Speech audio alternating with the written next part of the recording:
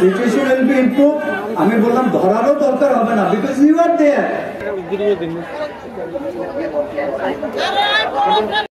নূর ভাই